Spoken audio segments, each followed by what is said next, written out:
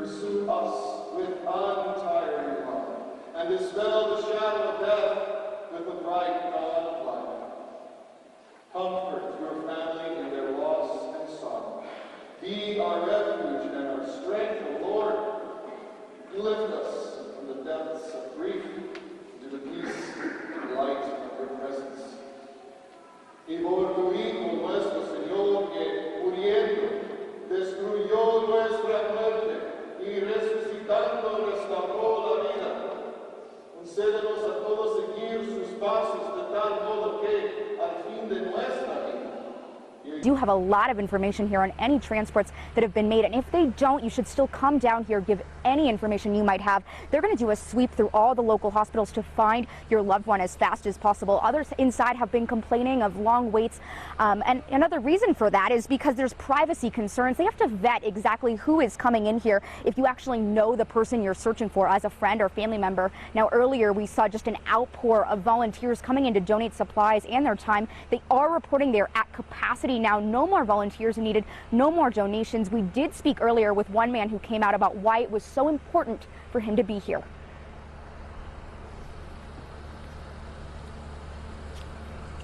Here, I can't. Thoughts up. Okay. Go ahead, up here.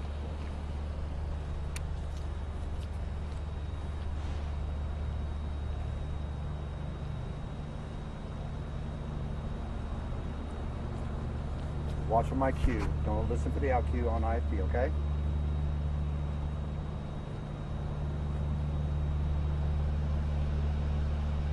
Now, if you are still searching for a loved one, you do need to come down here, 8101 Whitus Drive at the MacArthur School. They cannot release any of this information over the phone due to privacy concerns. Reporting live at the east side at MacArthur School, Madeline Otterly, ABC.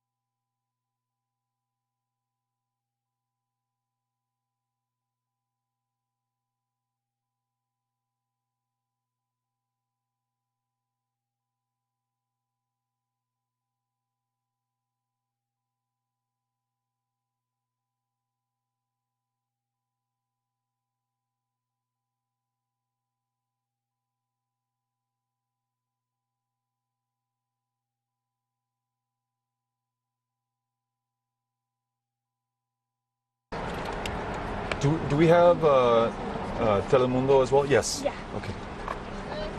¿Puedo empezar en español y luego voy a continuar en inglés y luego puedo responder a las preguntas en ambas lenguas? Primero, le ofrezco mi más sentido pésame a las familias de las víctimas aquí en esta comunidad. Nuestra comunidad está rezando para estas familias y sabemos que tenemos una comunidad muy fuerte, muy resiliente y las familias aquí adentro de UMC, familias muy fuertes en una comunidad muy fuerte y en este momento tan difícil tengo mucho orgullo en esta comunidad en El Paso. I wish I was seeing everybody under different circumstances and conditions. Our sympathies go out to the families of the victims, many of whom we just got to spend time with, some of whom do not know where their loved one is right now. Many fearing and expecting the worst because they have not heard from them and have received no news. We also met incredibly heroic El Pasoans who have survived the most devastating injuries that I can imagine. Many of them shot many times over, who are pulling through right now.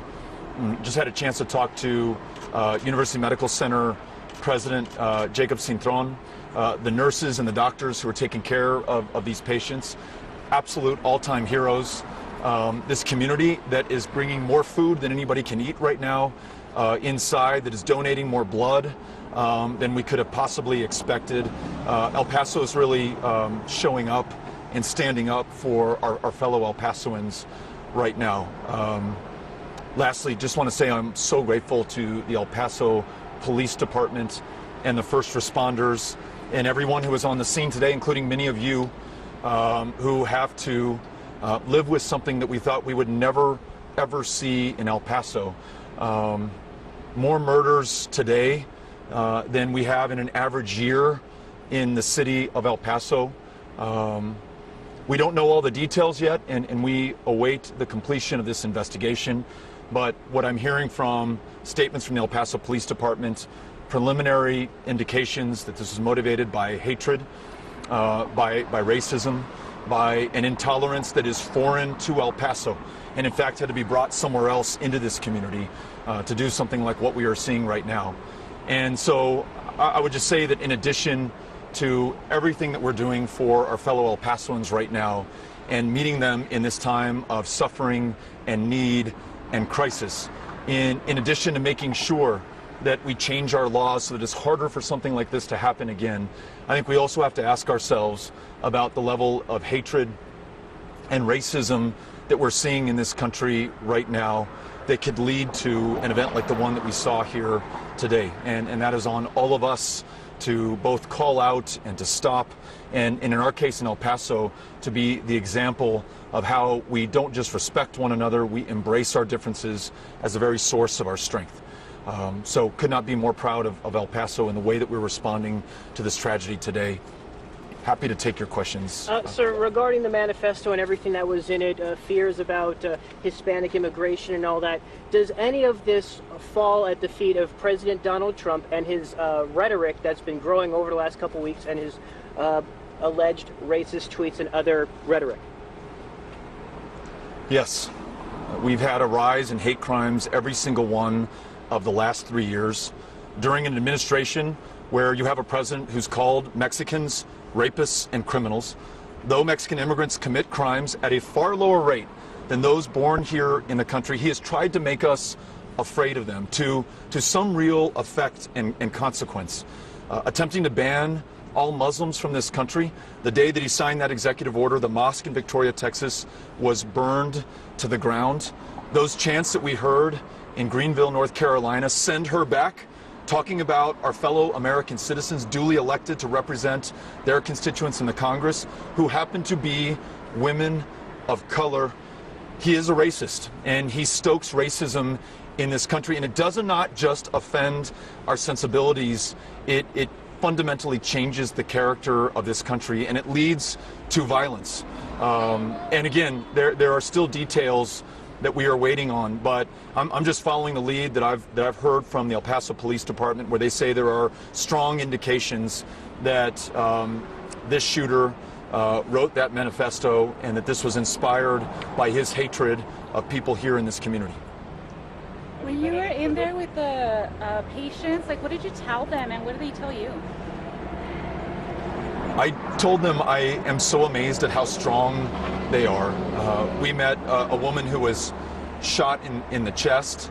The bullet passed through her lungs. She's having her lungs drained of fluid right now. She has learned that her mother, who was with her, was shot, that her aunt was shot as well. Three family members, all of whom are shot, all of whom are pulling through here tonight, all of whom are surrounded by family, and these extraordinary nurses and doctors and frontline staff here at University Medical Center. We're hearing very similar things about the staff at Del Sol. Those waiting rooms are full of people. Met a woman just now who said that she hasn't been able to hear anything about her husband for the last hour. He was also shot in the chest, has not been as responsive, but the doctors tell her that he seems to be doing better minute by minute. But I can only imagine what she is feeling right now. And she told me and Amy, she said, this has got to change. She said, this keeps happening in this country. Why is this happening? Why do we allow this to happen? This has to change. Her husband and other members of the family and their little children were all at a table selling merchandise to raise funds for the soccer team that he coaches. Doing something great for their community. Never expecting something like this to happen. And now pulling for her husband to make it through right now. And her kids witnessed the entire thing. So many families, so many extraordinary people, so much hope in that waiting room right now, so much strength in the individual ICU rooms that we got to be in. Again, it makes me just incredibly proud of El Paso and of these people, these survivors. But they're also asking us to do something about this. And yes, it's the gun laws. Yes, it's the universal background checks. And yes, we should stop selling weapons of war into our communities. But I think we also have to confront this hatred that I have never seen in my lifetime. And we certainly have not seen in El Paso. Some years in a city of almost 700,000, we had 5 murders the entire year. Our average over the last 10 years is 18. We exceeded that average just on one day. This is not normal. It is not acceptable. We cannot just move on from this. And the folks that I just met do not want us just to move on from this. ¿Pudieras expresarme eso en español? Eso que Sí. es muy importante, que hay esas muertes en todo el año y hoy Sí, se dieron en un solo día. sí. Pues en un año en esta comunidad tan segura tenemos casi 18 muertos. Hoy 20 en un evento, desde alguien que es de la área cerca de Dallas, Texas, que pensamos tiene odio para los hispanos, gente de México, alguien que es diferente de la comunidad de El Paso y quiere quitar algo tan importante que tenemos aquí, la seguridad que depende en los migrantes, en la gente que están aquí por generaciones, gente que llegaron ayer en esta comunidad, todos contribuyendo al éxito y también la seguridad que tenemos aquí. Después necesitamos hacer todo lo que podemos para las víctimas, pero también todo lo que podemos hacer para cambiar nuestras leyes y también cambiar este nivel de odio que tenemos contra los migrantes aquí en una administración con un presidente que habla sobre los migrantes con odio, con miedo. Y yo pienso que es posible que tenemos como resultado del odio que tenemos en este país, que tenemos del presidente. Time for one more. So the national spotlight has been El Paso for some time, and this just adds more fuel to that and another layer to that. So moving forward, between our first responders, the PD, every single agency here, the community, and the nation as a whole, what has to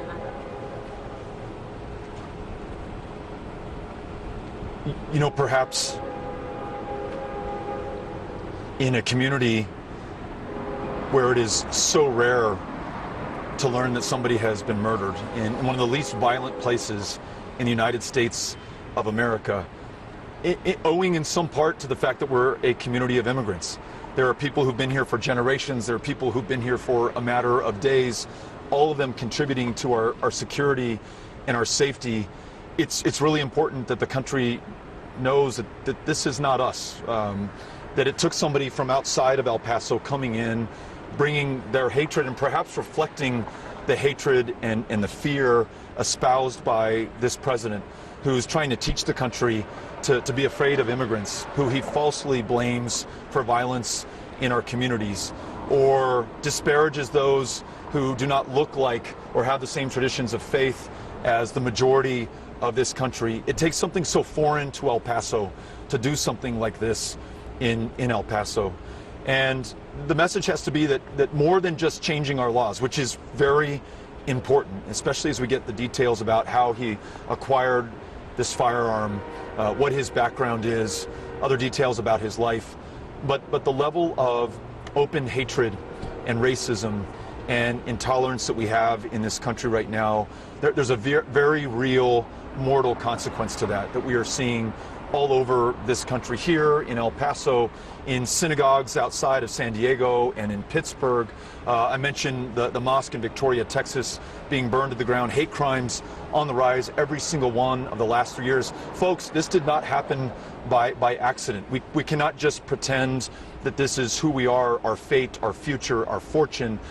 This is owing to the rhetoric used by some for political gain, to drive us further apart, to make us afraid, and we've got to stand up to it, and we've got to provide a much more positive alternative, and that alternative to me is the city of El Paso and everything that you're seeing right now in response to what has happened here today. Thank you.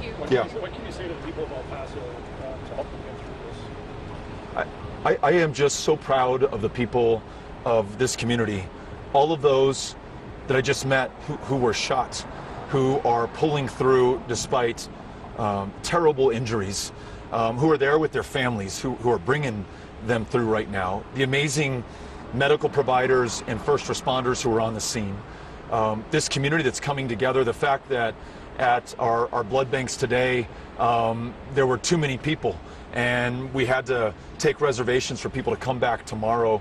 This community has really turned out in an overwhelming showing of love and support and encouragement.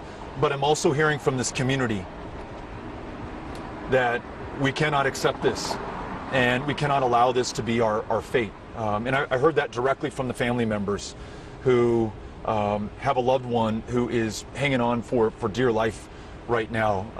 I really see this community, as we have in so many issues, taking the lead and making sure that we are the counter to not just this violence, but this hatred that produces this violence right now. Very, very proud of El Paso, of how strong we are and how resilient we are. Thank you, everyone. Thank you. Thank you. I'll get that. Yep. I'll take that. That's good. Thank you very much. Good to see you again. Appreciate you being here. Yep. Thank you. Thank you.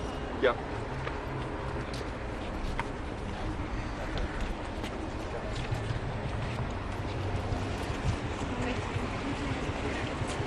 Okay. You ready to go home and sleep? Yeah. I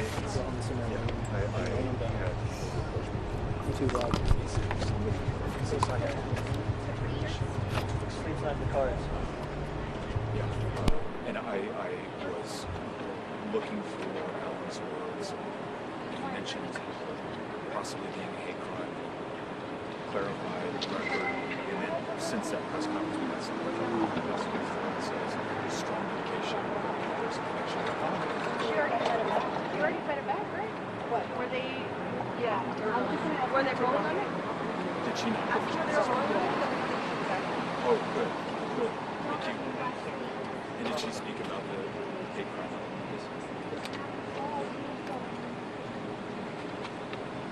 Yeah. Yeah.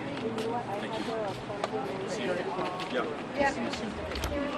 So you're good? Should I just take my I talked to the families of children. In fact, we just talked to. So I just feedback We just talked to somebody in the hospital administration. We talked to a very young child. Not yet. On your list. Make sure that we address these problems with our collective resolve being this, and that is we want to ensure that Texas is going to be as safe as possible for everybody in the state. And it means we're going to have to do more so that everyone knows they can go shopping or they can go anywhere. They and their families will be safe. I'm proud to have with us here tonight the mayor of this great city, DeMargo, mayor of El Paso. Thank you, Governor. I appreciate you being here. No one is prepared for something like this. Keep getting asked, how do you prepare for this? You don't. Our hearts are going out to those that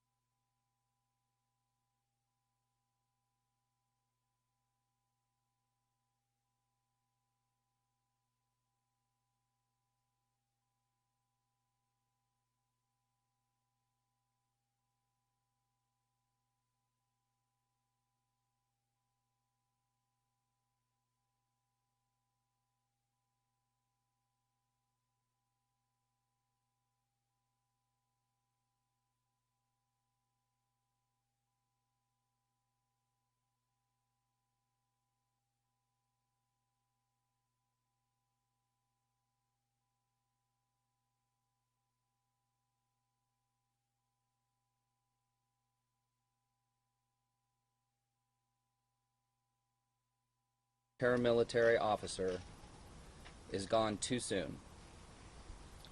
This is a tragedy. We continue to hold his family in our thoughts and pray for them during this difficult time. It's understandable but unfortunate that people have jumped to conclusions in this matter. It is even more disappointing that in the media and political world, there has been an attempt to make this a case where people either feel the loss from Officer Rega's death or feel that the teenagers are being unfairly charged.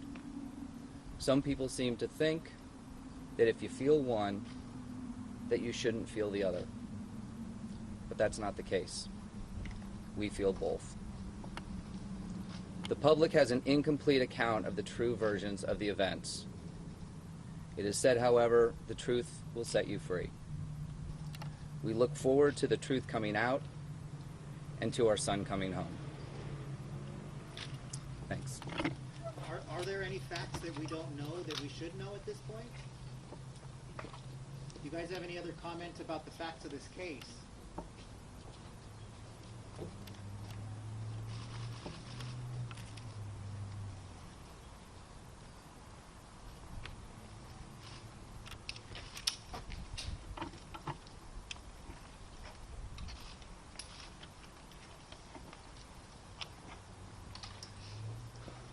All right.